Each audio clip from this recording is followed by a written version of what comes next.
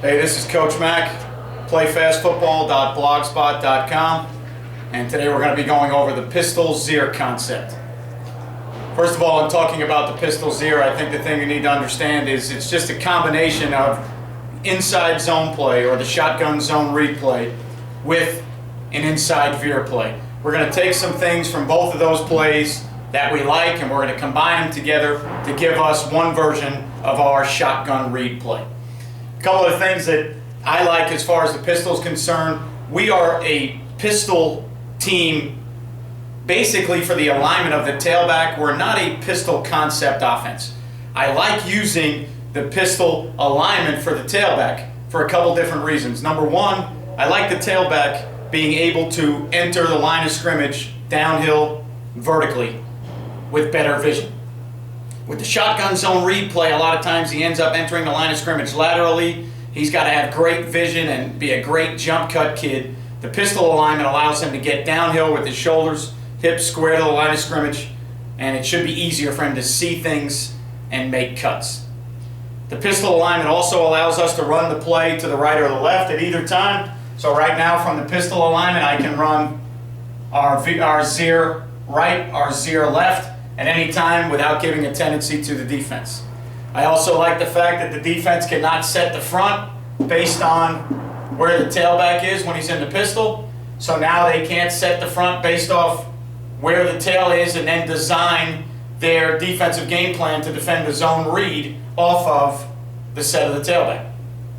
When he's in the pistol, you've got to declare the field, boundary, strength, whatever you need to declare. If we're 2x2 like this set and we're balanced, you've got to decide where you want to set your front. Unless you're going to be a 3-4-2 gap team and just keep it balanced up, or a 4-4 cover 3 team, you've got to declare where you're going to set the front, if there's going to be an open B gap, who the dive player is, who the quarterback player is, and now there's no tendency for you to do that. Okay? So as we get into the zeer concept, let's just talk a little bit about combining the two theories. I like blocking more of a down gap veer theory for me because I think it allows my offensive linemen to be a little bit more aggressive. I think it ties in with our gap schemes on the power play and the counter play. In my experience as a high school coach, it might have been my fault doing a poor job with it, but the zone play was never as aggressive as I wanted it to be with the offensive line. So we're going to block front side veer rules, okay? But we're going to take the tailback and we're going to put him on an inside zone track. He's going to be play side leg of the offensive center, which is going to make it a longer read, okay, or a longer run for the read key. So now this 5 technique, and if we do a good job with our splits and we get this 5 technique out here long enough, he now has to run all the way into the A gap if he wants to be the dive player. As opposed to traditional inside veer, might have it on the outside leg of the guard, and now it brings it a lot closer to that 5 technique. So I like the fact that in the front side A gap, it makes this 5 technique or dive player, quarterback player, it makes him declare his intentions a little bit easier, and it makes it a cleaner read for my quarterback. So we're going to put that tailback in the front side A gap on the front side leg of the center. Okay? It's very easy footwork for the quarterback. The quarterback is just going to take the snap and open to the front side read. So it makes it simple to teach from a footwork perspective to the quarterback. Okay? We are not a long ride and decide team. We think long is wrong. We can live with the give. We're going to get it to about our back hip to our front hip, and that's going to be about all we let the quarterback do on the ride and decide. As the kid progresses and gets better and our tailbacks get better, we may allow him to go into the line of scrimmage a little bit. But remember, we're deeper than the traditional pistol set, and we're not under center, so we really can't ride this thing all the way into the line of scrimmage. Okay? So again, those are just some reasons, philosophies, things that I like about combining the zone play with the veer play. One thing you have to understand, because we are front side down blocking this play, your tailback is really going to only have a chance to bang it or possibly bounce it. There should not be a lot of bends on this play because we're not overtaking this. Okay? We're actually down blocking it, so we're probably moving defensive techniques into the cutback lane. Unlike the zone theory, where the zone theory is a bang theory, a bend theory, or a bounce theory, the zeer play for me is really just a bang or a bounce. Now, I do have some cut-ups on film on the blog where we do have some kids bending it back, but that's more running backs running to daylight. I try to get them not to bend the zeer play backside because they're running into down blocks, not cutoff blocks. Okay, so how are we going to get this done? Front side's going to be, for me, play side down gap Veer rules. All right, so we're going to take the front side tackle and make him responsible for the B gap. Going to take the front side guard, make him responsible for the A gap. Center's going to be the backside A gap. Guard's going to be backside B. Tackle's going to be backside C. Now, we're going to look for double teams everywhere we can find them. So against a traditional even front, okay, when we step to the A gap with nothing there, we're going to climb vertically and double with the play side tackle, and we're going to double at the play side inside linebacker or a stack linebacker if it's a 4-1 box. Center's going to look for help from a guard. He's going to play most dangerous A gap player. So here with the A gap backside, he's going to step to the A gap player. Guard's responsible for B gap, so he's going to check B gap quickly first and then climb vertically. They're going to double that one technique back to the will linebacker on the backside. Okay. Quarterback is then going to have the read key for his give or pull front side C gap defender. Tailback will go straight downhill, one position step, straight downhill, front side leg of the center. Notice that the tailback is downhill, hips and shoulders are square to the line of scrimmage. He has very good vision of the line of scrimmage, and his cuts that he makes should be easier to make with his hips and his shoulders square, as opposed to the shotgun tailback that's got to enter almost laterally, okay, or in the backside A gap to get downhill and then make those jump cuts when he's moving lateral. This should be easier for the tailback to be square, hips and shoulders square, good vision, make one cut, live with it. Okay, quarterback then has the ride to side, front side C gap. Now on the front side, what we're going to do is we're going to run some form, okay, of a key screen. And what we do is we number the receiver we want to throw the key screen to. So if this was a key screen 2, from outside in, the number 2 receiver is going to be the screen player. So we're going to stalk 1, bubble screen 2. Okay, backside is going to be in traditional cutoff rules. We're going to see if we can get this linebacker cut off. See if we can get that backside safety cut off. Okay, front side stalk, bubble, quarterback has ride to side, front side C gap. If he pulls the ball and he gets to the next level, we now have a triple option theory on the force player, and now he has the ability to keep the football or possibly throw the bubble screen. I like this more than I like pitch phases because I don't have to bring anybody from the backside and develop a tendency, and I think I get a better stretch on the force player because he has to get width, okay, if he wants to effectively slow play or play both. All right, in this version, I don't think he can slow play or play both. I think he's got to choose one or the other. Now, if you're playing a 2-high concept and you're playing a 2-read team or a palms team, that safety is going to go over the top. This corner is going to come down for the bubble. Still, if you get a stalk block on the corner coming down for the bubble, you still put a lot of pressure on that outside linebacker. If you're playing an 8-man front, 1-high structure, you put a ton of pressure on that force player because he's got to either play the quarterback or get real wide to play the bubble. Okay, so there it is, pistol zeer, all right, out of 2x2. One of the things that you want to look at real quickly, just so you can see how we would do it, all right, if you were to get 3-4 fronts or moving fronts, you got to stick with your rules, do the best you can to develop your rules and stick with them, all right, so that your kids don't panic, so that if we were getting some type of odd front or some type of front with movement, all right, so if we got just basic end nose end, Willie Mike, all right, Rush linebacker sitting here, Sam linebacker, corner, all right, we get the free safety there, weak side safety there, all right, corner. Generally, we're going to assume that they're going to move this front one way or the other. All right, so let's look at it if they were to move the front to the bottom side and maybe bring the Sam linebacker with it, okay? Now, what we're going to do on the front side, we're going to follow the same rules. So your tackle's going to be down inside gap. He's going to have color crossing his face right now. He's got to block it. Your guard's going to step front side A gap. Nothing shows front side A gap. He can now climb vertically. There won't be a body in there to double because that player's moving from outside in a 5 technique or a 4-eye. If there is that body there and he can get a hand on it to punch and help the slant of the 5 technique, then we'd love that. If not, we can get him to climb straight back up. Your center's got backside A gap. The nose is going to spark that way, so he's going to be on the nose. Your backside guard's going to go B gap first. Nothing shows, he can step up. Similar to the front side guard, if there's a body there, all right, and it's a thicker technique that moves, we can possibly get a little bit of a double here and up. If not, we can still get our play side guard on the front side will. Our backside tackle is on the slanting 5 technique. Bubble screen on the outside the same way. Downhill right now, that will become the front side C gap defender. We'll read that, and then depending on what they do out here with any type of spin, that could possibly be your triple option key off the bubble screen.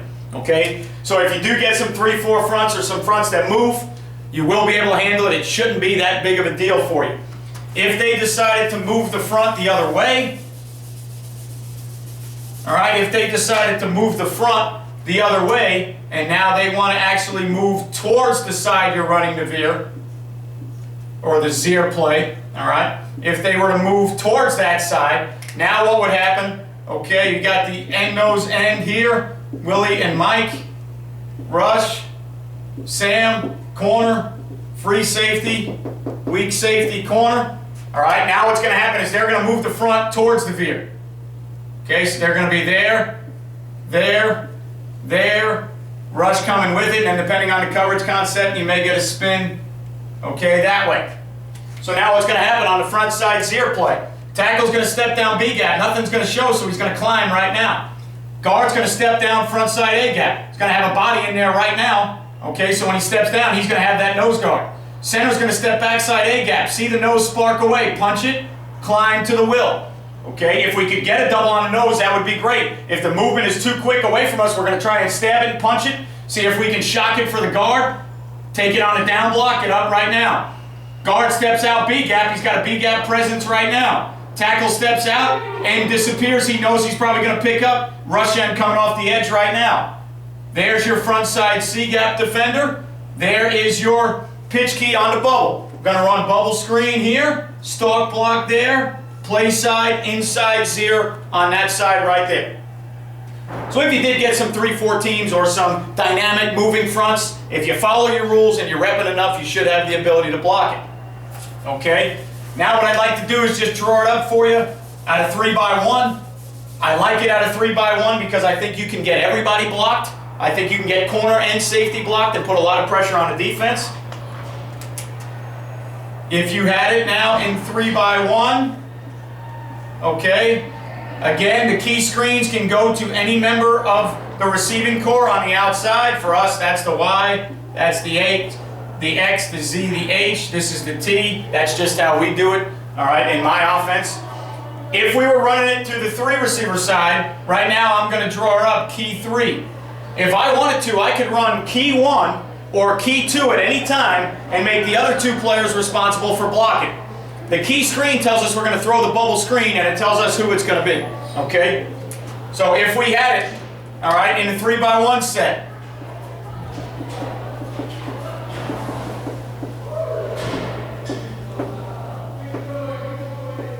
okay, we would do everything the same. We would block front side, Veer, here. We'd work up to linebacker. We'd go most dangerous A gap here, step to B gap, climb and get a double to the will linebacker. On out on the backside, he's going to have the 5 technique. Make sure the 5 technique can't cross your face. Quarterback, tailback, same thing. Inside Veer, front side leg, zeer play. Now we're going to go corner here, safety here, bubble screen wide, read key, bubble screen key.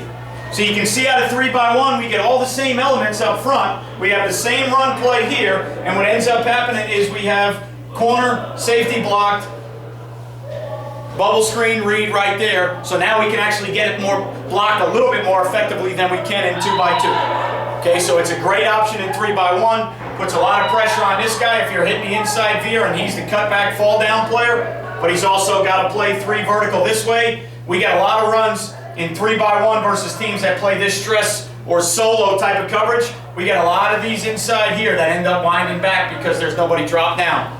Willie tries to run fast and we end up getting this backdoor a bunch in 3x1. Okay? Last thing we'd like to draw up today, we'd like to take a look at 2-back zeer with a bluff theory. Okay, so we're going to run the same concept, and the blocking is the same. Everything marries up the same for us, so we like the fact that we can run. We like the fact that we can run concepts from 1 and 2 back that marry up to one another. Okay? All right, and this is a concept that we love to run against 6-man box teams or 5-man box teams. If you were to get traditional 4-3 teams that want to leave 7 in the box, okay, and they're going to leave all 3 linebackers in the box, okay, tough play to run it against, you're going to run out of helmets. We would add another fullback and give ourselves 7 helmets to block their 7 defenders.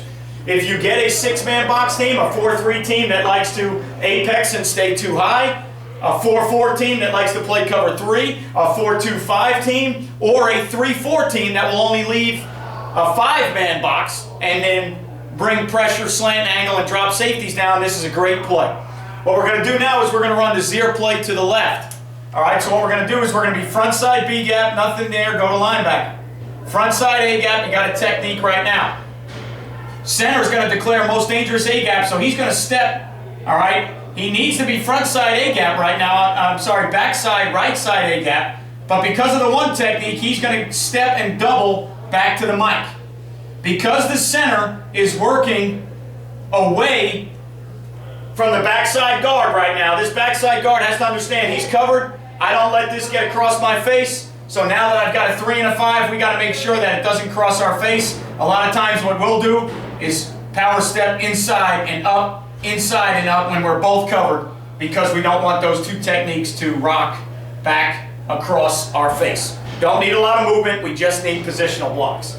We're going to take the tailback and put him front side leg of the center, running our traditional zeer path, all right, down the front side leg of the center. We're now going to take this H-back and we're going to bring him around, and we're not going to kick the defensive end. We're going to take this H-back around and we're going to put him on the force player to the side of the zeer. That now means that this is a double option play, not a triple option play. Quarterback can only give or pull. There is no screens to throw. If he pulls, we have an escort or a lead blocker for him. So this H gets around up to the force player, so that if the quarterback were to keep it, okay, you now have a lead blocker for your quarterback. Great against 8-man fronts. Great to the open B gap against the 8-man front if they set the 3 technique to the strength. Okay. Great versus double bubble teams, 3-4, 3-2 boxes. Gives you a player to the edge to escort. Gives you another look of the zeer play without the bubble screen. We also have a version where we kick the defensive end and we actually give the zeer play to the tailback. I hope all those things help. Talking about the pistol zeer play, this is one of the staples in our offense as a shotgun replay. When you add bubble screen triple option with the bluff play double option, it's very, very effective. You're going to see the 49ers doing it recently, and in the Super Bowl, Redskins doing it, Oklahoma, West Virginia, a lot of college teams that do it with the bluff play. All it is front side zeer with the H-back lead blocking, change it up and have the H-back kick out, and now you have old-fashioned inside zone kick on the backside 5 technique. Check us out, playfastfootball.blogspot.com. I hope these things help, and I'll see you next time.